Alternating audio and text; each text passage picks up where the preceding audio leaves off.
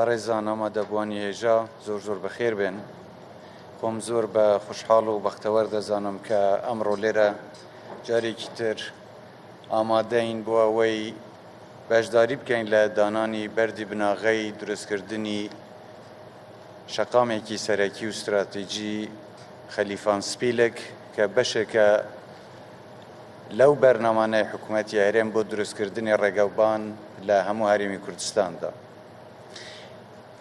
لێرە جێخۆیەتی من پێشتر دەستخۆشی و پیرۆزبایی لە ئیدارەی سەربەخۆی سۆران بکەم بۆ ساڵیادی دامەزراندن و ئەو بڕیارێکە دامان بۆ ئیدارەی سەربەخۆی سۆران، دەستخۆشی لە بەڕێوەبەرەکان، لە خەڵکی دەڤەری سۆران، لە خۆمان لە هەموو خەڵکی کوردستان دەکەین.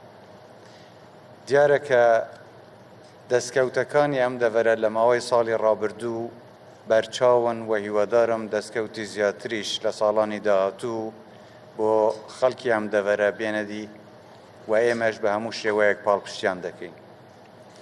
من دەستخۆشی لە کۆمپانیای کاڤین گروپ دەکەم بۆ جێبەجێکردنی ئەم پرۆژە استراتیجیە کە پێشتریش لە چەندین بۆنەدا پرۆژەی زۆر باش و استراتیجیان جێبەجێ کردووە بە کواڵیتیەیەکی باش و بەرز کە ئێستا شەمە دەمانەوێت ئەم پرۆژەیەش بە هەمان شێوە بە کواڵیتیەیەکی باش گونجاو کە بگونجە لەگەڵ ستانداردە جیهانیەکان جێبەجێ بکرێت.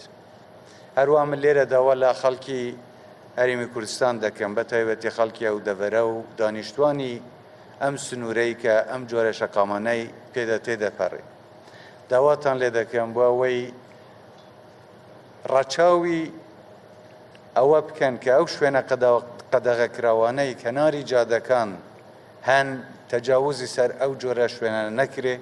ئەمە بۆ سەلامەتی خۆتان باشترە و بۆ جوانی شارەکە و سروشتی وڵاتەکەشمان جوانتر. هیوادارم ئەمە لە بەرچاو بگیرێ و فەرمانبەرانی حکوومەتیش بەدوەدا چوونیە و بابەتە بکەن کە ئەم شوێنانە وەکو چۆن لە ڕێنمایەکاندا هاتوون بەو شێوەیە پارێزراو بن. هەروەها داوا لە خەڵکی هەرێمی کوردستان و بەتایبەتی شۆفێرە بەڕێزەکان دەکەم کە هاتوچوو بە شەقامەکان و بەتایبەتی جۆتسایدەکاندا دەکەن ڕێنمایەکانی هاتوچۆ لە بەرچاو بگرن. خێرا لێخوڕین مانای گەیشتن بە ئامانج نییە بە کاتێکی زووتر. خوا نەخواستە زۆر جار لەوەی کە ڕەچاوی ڕێنمایەکان ناکرێ تووشی ڕووداوی نەخوازراو دەبن، زیان بە خۆیان و بە هاونیشتمانیانی تریش دەگەینن.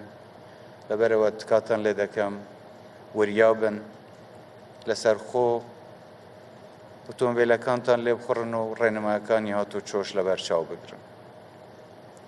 ئێمە لە چوارچێوەی بەرنامەی کابینەی نوێمی حکوومەتی هەرێمی کوردستاندا گرنگیەکی زۆرمان بە دروستکردنی ڕێگەوبان وەکو ژێرخانی ئابووری هەرێمی کوردستان داوە و لە هەموو ناوچەکانی کوردستانیشدا ئەم جۆرە پرۆژانەمان جێبەجێ کردووە و بەرنامەشمان هەیە بۆ جێبەجێکردنی پرۆژەی زیاتریش.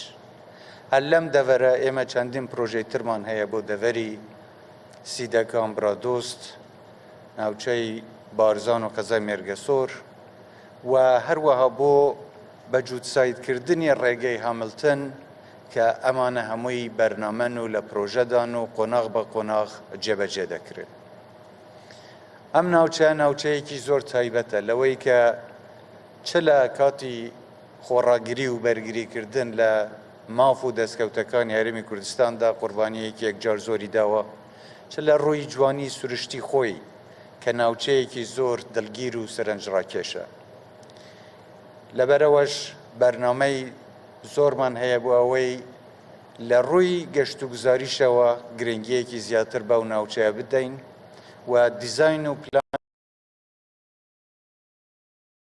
بۆ ئەوەی ئەم ناوچەیە لە ڕووی گەشت و گوزاریە و بکرێ بە ناوچەیەکی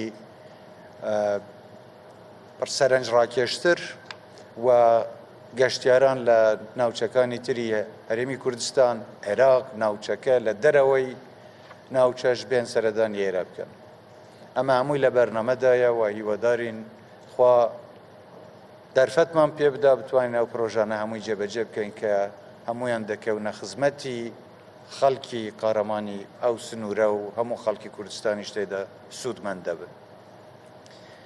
من جارێکی تر دەستخۆشتان لێ دەکەم، سپاستان دەکەم و هیوادارم ئەم پرۆژەیەش لە کاتی دیاریکراوە و بگرە زووتریش جێبەجێ بکرێ و ئینشاءالله هەنگاو بۆ دروستکردنی پرۆژەکانی تریش داوێژین. زۆر زۆر سپاستان دەکەم جارێکی تر، هەر تەندروست و سەلامەت و سەرکەوتوو بن، کوردستانیشمان هەر ئاوادان بێت.